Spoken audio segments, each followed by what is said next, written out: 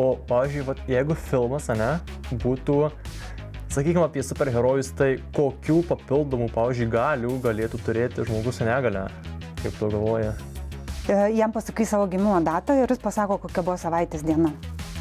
Kažkur kažką daryti, reikia žiūrėti kažką, nes, kažkaip tuose namuose atsibausti. Sveiki visi, čia yra podcastas Be abejo turbūt tiesa ir šiandien su manim yra Joris ir Svajonė ir mes kalbėsime apie stereotipus, su kuriais susiduria žmonės su negale. Tai Jorė, Svajonė, visų pirma, su kokiais stereotipais jūs esate susidūrę, kokius esate jūs girdėję? Aš pats, tų stereotipų aišku yra visokių. Jau čia priklauso nuo žmogaus, ką jisai pats susigalvos, manau. Šiaip dažniausia turbūt kyla tie stereotipai, kad, ne vis, jau jeigu esi neįgalus, tai negali visko daryti. O aš kaip tik manau, kiek skirtingai yra, kad reikia niekada nebijot klaust, nes tikrai gali būti visokių galimybių pasitaikyti. Net ir pavyzdžiui, tuos pačius koncertus pats dievinu. Lankytis koncertuose visur, kur tik išeina. Tik tas ir yra, kad kur tik išeina. Kad ne visada būna pritaikytos erdvės tam. Tai kažkiek užknisa, bet kažkaip. Vėliau, kai jau nuvažiuoju į kitus koncertus, atsiperka. Jo. Man tai atrodo, kad žmonės galvoja, kad asmenys su negale turi kitokius norus, svajonės ar poreikius nei šiaip žmonės. Ir kad jeigu jie studijuoja ir siekia įgyti profesiją, tai yra čia kažkokia super galia ar super dalykas, ar ne. Bet šiaip iš tikrųjų tai yra normalus turbūt žmogaus noras, siekis, svajonė baigti, turėti profesiją, dirbti arba kažkokie kiti norai, nebūtinai čia tik pavyzdys, ar ne. Tai man atrodo, kartais mes labai daug matom, ką ir Joris sakė, ko žmogus negali, bet tai mums neleidžia pamatyti, o ką jisai gali. Tai nes aš jau suprantu, tas yra, kad tu save ir tai gali realizuoti kitose dalykuose ir, pavyzdžiui, ir tas toks paprastas, pavyzdžiui, dalykas kaip koncertai atrodo irgi, pavyzdžiui, tu sakai lankaisi, ne?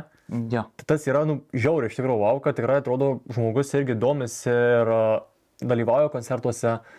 Dar ką, pavyzdžiui, aš mačiau, kad tu, Jori, labai esi didelis Žalgirio fanas, ne? Jo, tikrai. Tai va, tikrai. Ir lankaisi rungtynėse, ne? Jo, šį sezoną beveik visuose namų rungtynėse buvo. Tai va, nes aš atsimenu, aš pamenu tau kažkaip mokykloje reikėjo kalbėti anglų dialogą, ne? Apie Žalgirį ir ten kažkaip turėjai tu užtarti, man atrodo, rytą. Ai, jo, buvo tokia, jo. Buvo anglų mokytoja, specialiai išrinko, specialiai taip reikėjo daryti, kad jo, teko užstoti rytą, tai sunku buvo. Jo, sunku buvo. Gavau 10, tai kaip ir nesvarbu. Gerai, svarbu atsipirko. Gerai, tai dabar, pavyzdžiui, mokykloje, ne? Tai ar yra kokių būna iššūkių mokykloje susiduria? Mokykloje, manau, iššūkių kaip ir nėra. Liftas įrengtas pas mus mokykloje. Pakol kas, žinoma, vienintelė gimnazija Marijampolėje, kur toks yra pritaikymas. Bet šiaip kaip ir su sunkumais jokiais netenka susidurti, nežinau. Aišku, turiu priskirtą padėjėją. Tai kaip ir jie man visuomet padeda, bet visada ir tie patys klasiokai. Padeda, kada reikia, kada paprašau. Net kartais patys jie būna, patys pasiprašo tiesiog padėti. Kur kartais atrodo, net ir gal kaip ir namuose, irgi būna, mama sako, gal padėti kažką, o kartais kaip tik atrodo, nori su pačiam pabandyti daugiau. Tai aš ir galvoju, kaip priimi tu tą pagalbą, kai tau pasisiūlo padėti. Malonu, aišku, kad supranta žmogus, kad gal reikia pagalbos, gal kažką. Kartais, aišku, net ir tenka paprašyti tos pagalbos, nes tų veiklų būna visokių, kurias atrodo galiu pasidaryti, kitus būna, kur nelabai išeina. Ir taip skiriasi. Bet atsisakai tu jos, jeigu nereikia, drąsiai sakai? Jeigu nereikia, jo. Tai būna kartais kažką ten, žinau, jeigu padės, tai žinau, kad greičiau bus. Tai žinoma, priimu ten tą pagalbą, nes tiesiog, susitaupys laiko. Tu net ir yra toks vienas klausimas, kaip tu reaguoji į tai, kad žmonės kitais paprašo pagalbos, ne, bet to jos nereikia. Tai kaip į šitą dalyką reaguoti, atrodo, tu galvoji, kad padarysi viską pats, bet kiti atrodo peršasi, kad tau nereikia pagalbos. Tai... Kažkaip nekreipiu į tai dėmesio. Kažkaip, manau, žmonės tiesiog nori padaryti gero.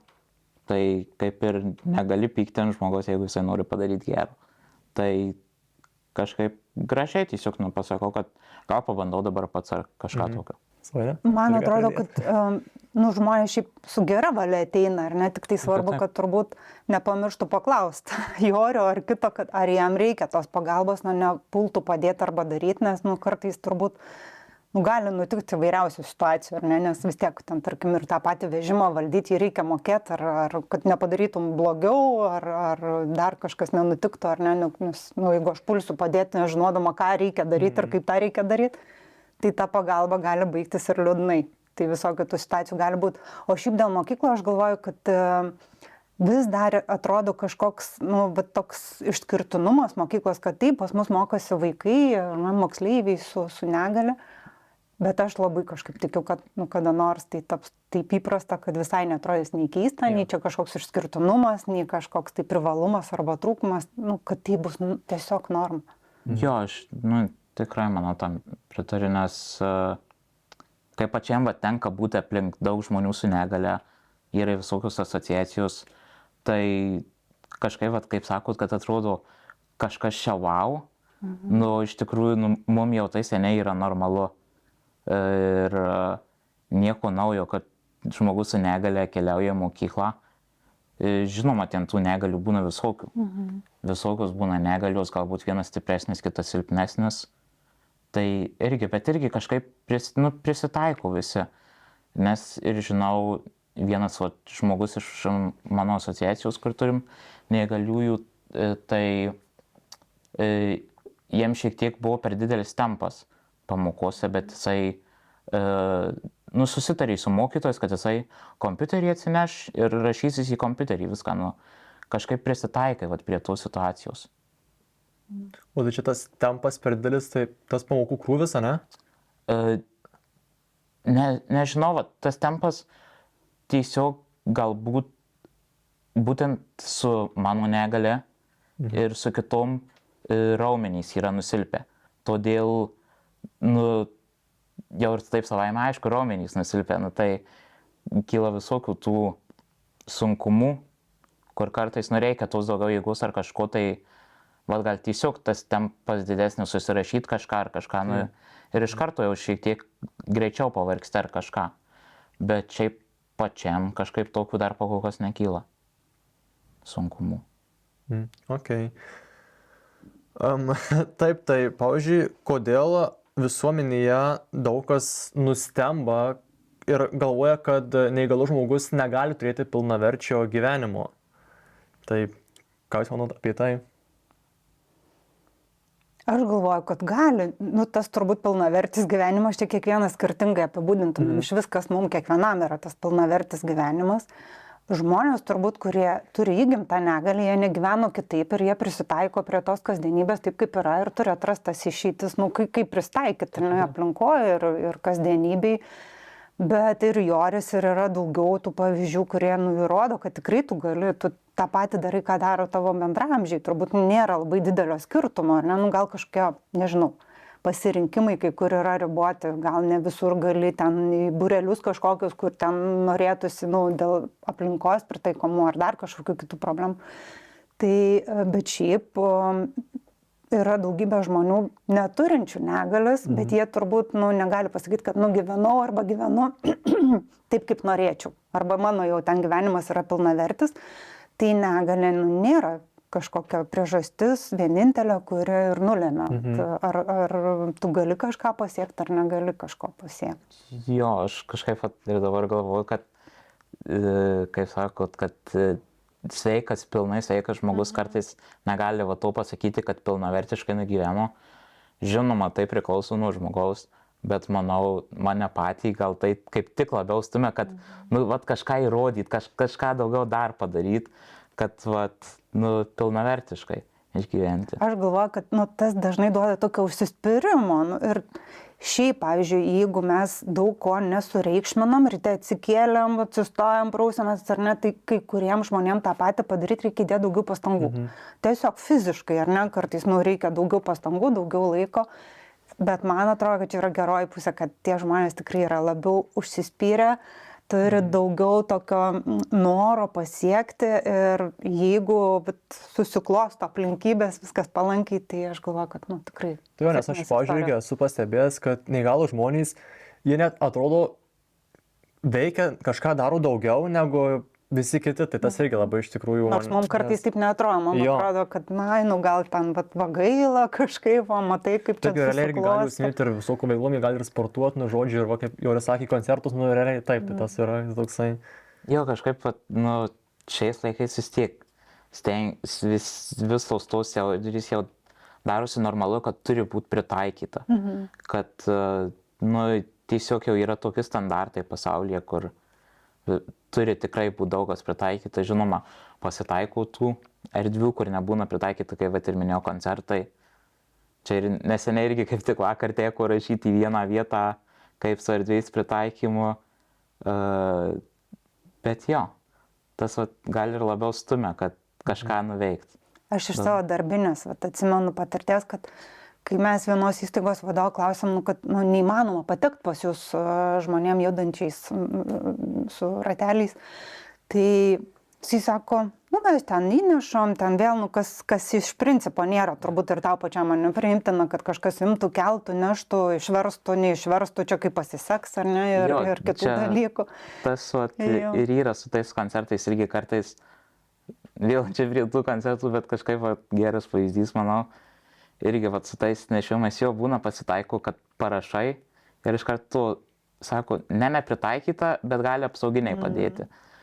Tai, na aišku, būna visai ten, jeigu labai nori į koncertą, galvoji, gal ir nieko, nu tegul jau, bet po to būna mamai pasakai, oi ne, nieks to jis neneš. Bet čia bent pasakė, kad nepritaikyta, nes kiti sako, tai pritaikyta, apsauginiai padės. Jo, šiaip buvo tokia patirtis, šią vasarą, vat paskutinę,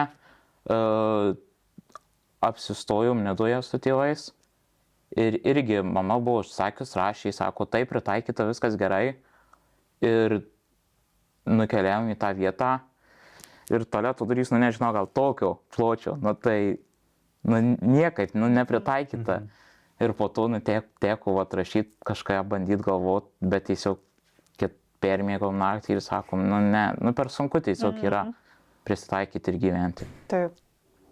Taip. Bet kartais vat, būna ir tie įstaigų vadovai, žiūrint, kaip mato, jie sako, tai ką čia pas mus ten vienas koks per metus ateina, bet ta prasme, tai taip vienas ir ateina per metus, nes jis negali ateiti, jis negali įeiti, tai todėl vienas ir ateina. Tai kad gal nėra poreikio ten, nes brangu labai pritaikymas ir taip toliau.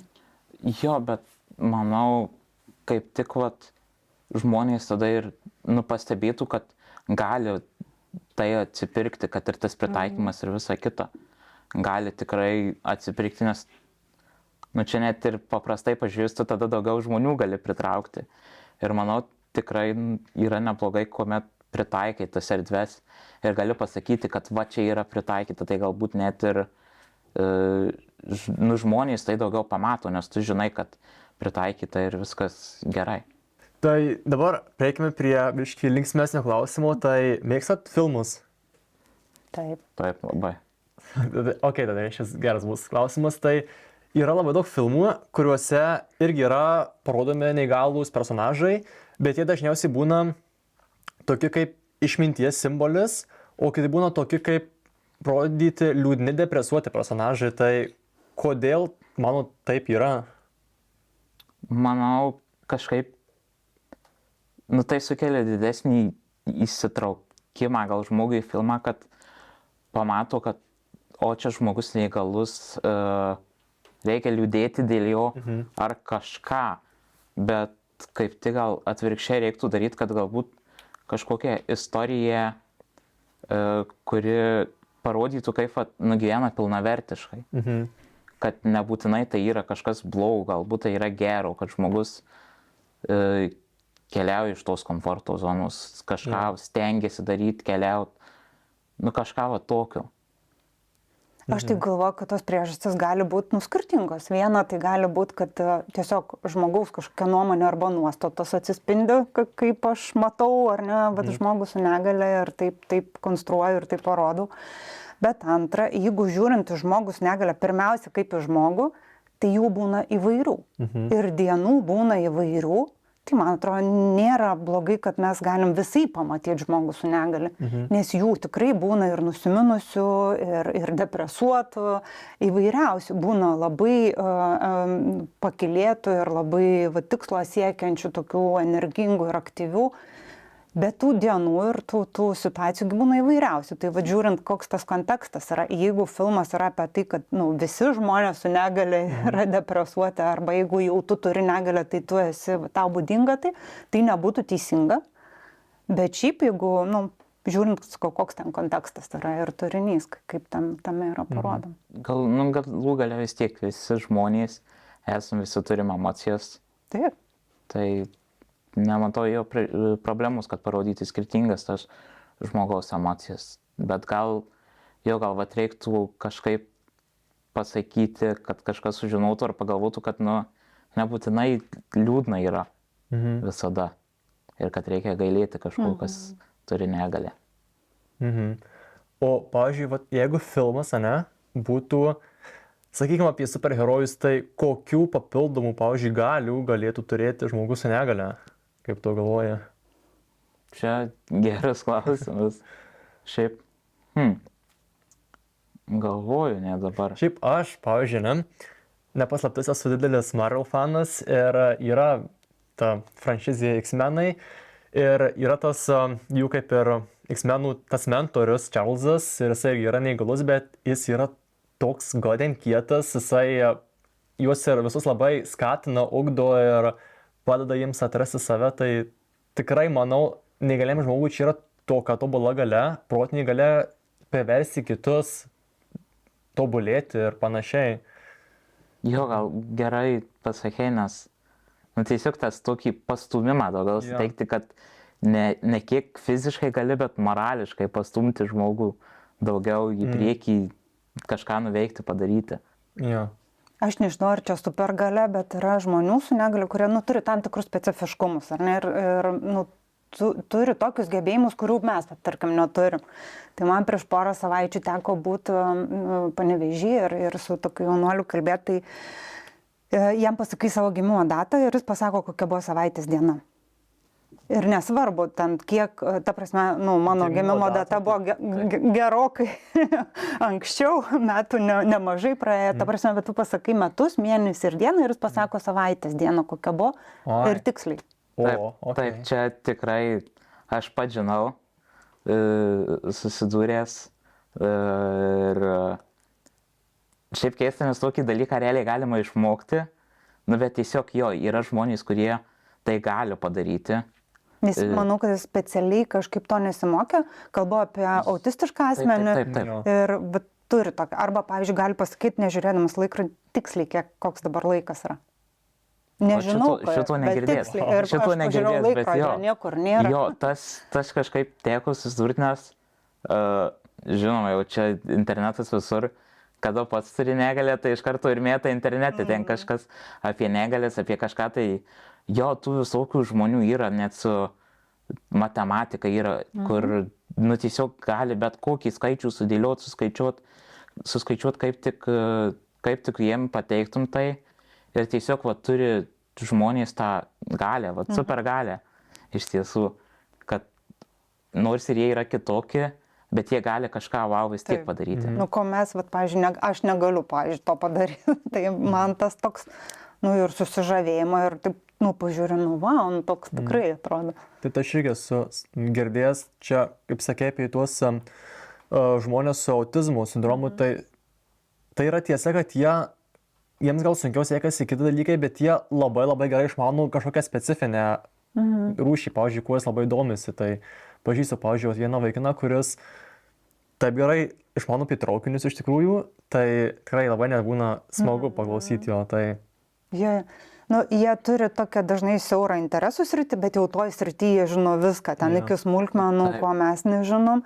Bet šiaip, kad jie būtų visi tokie, tai kaip ir visi kiti žmonės, taip nėra. Jie labai skirtingi ir tai yra tik tam tikriems žmonėms būdinga. Nors jie visi gali būti autistiški, grupė autistiškų, bet tik tai, pavyzdžiui, vienas bus, kuriam tai yra būdinga.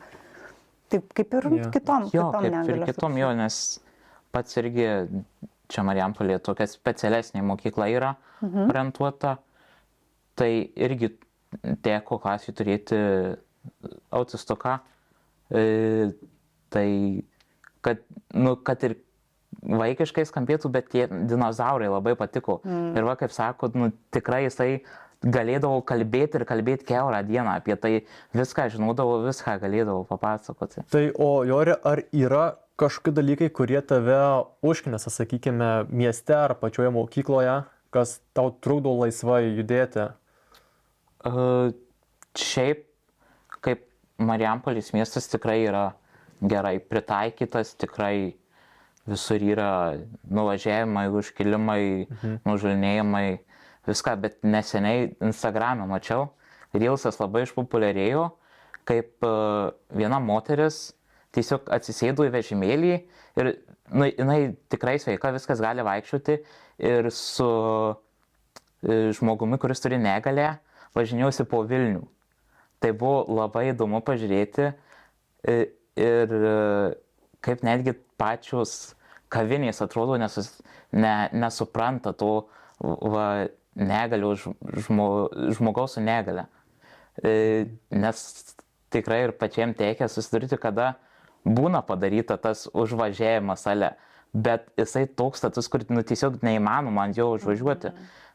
Tiesiog kažkaip atrodo atmestinai tai pažiūrėti, tiesiog, tai gerai padarysim užvažiavimą. Nes tiesiog nesreikia, tai bet... Jo, va tas yra, kad tiesiog reikia ir jie va ale-belę padaro kažką, tipo, pritaikyta, viskas gerai, galim toliau gyventi, o iš tikrųjų, kitam žmogui, neįmanoma yra.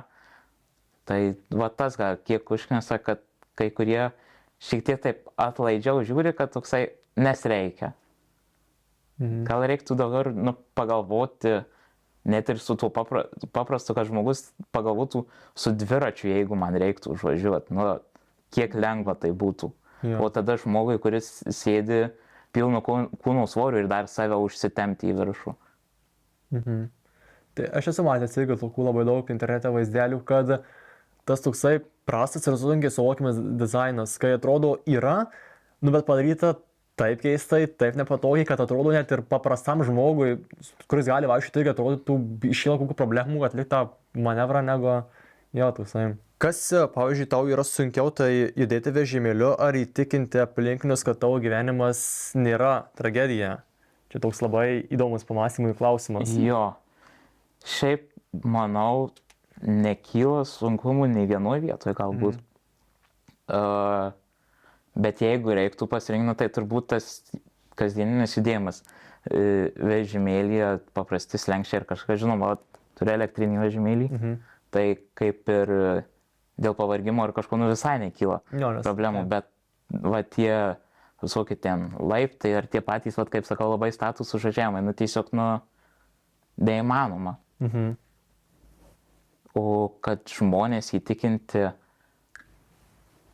kad nepilnavertiškai gyvenu kažką, manau, net kažkaip iš viso net nebūna, kad žmonės taip galvotų.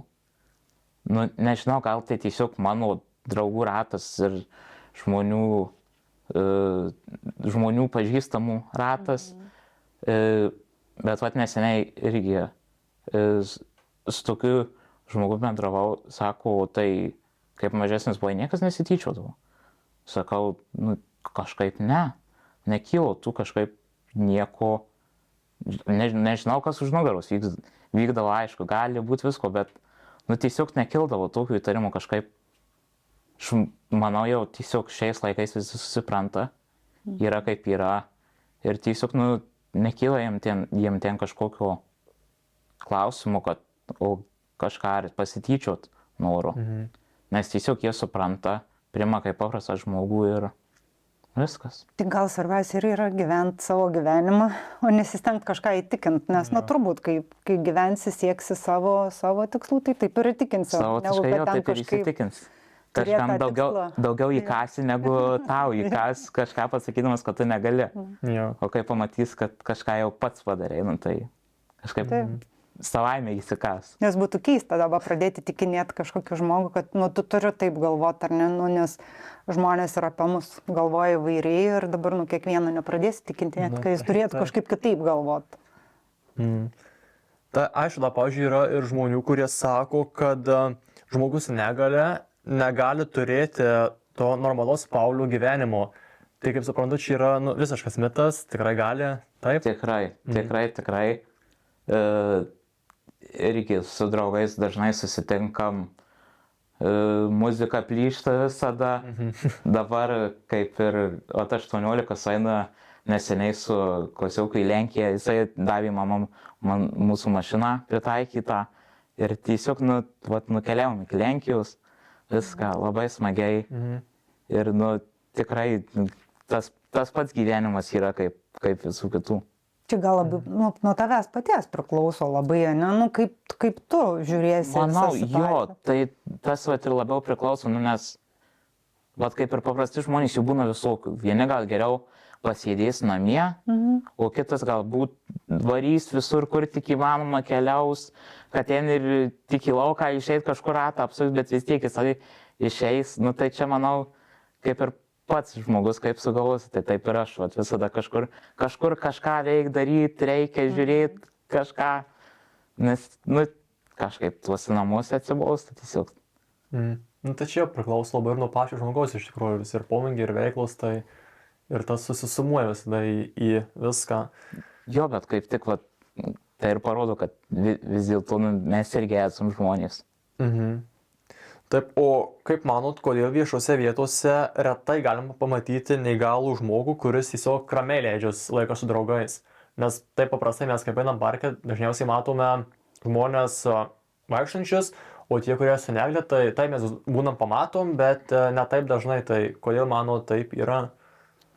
Aš manau, kiek iš pačių patirties, pavyzdžiui, šiltas oras, tai aišku, smagu į parką, bet galbūt tiesiog dažniau pasirenkama ta namų erdvė dėl tų visų pritaikymų, nes vis tiek, kai gyveni ilgai kažkur, tai tu pasidarai, kad savo viskas būtų patogu.